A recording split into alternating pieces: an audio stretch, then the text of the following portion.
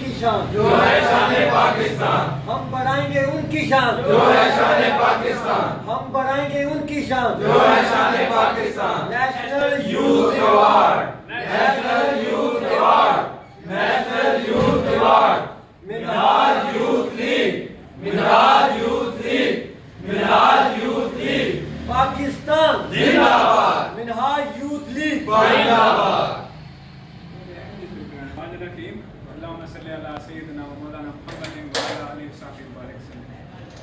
मोअज़्ज़ज़ सामीन, जो भी नौजवान ये पैगाम सुन रहे हैं, मैं उनको इनवाइट करना चाहता हूँ कि पाकिस्तान की तारीख का सबसे बड़ा नेशनल यूथ अवार्ड और राइजिंग पाकिस्तान एक्सपो 2021 30 और 31 अक्टूबर को जनाब कन्वेंशन सेंटर इस्लामाबाद में हो रहा है।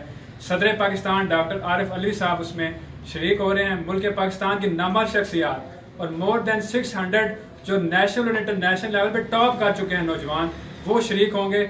आपको भी मैं दावत देता हूं कि आप भी हमें ज्वाइन करें और हमारे साथ इस नेशनल यूथ अवार्ड और राइजिंग पाकिस्तान का हिस्सा बने।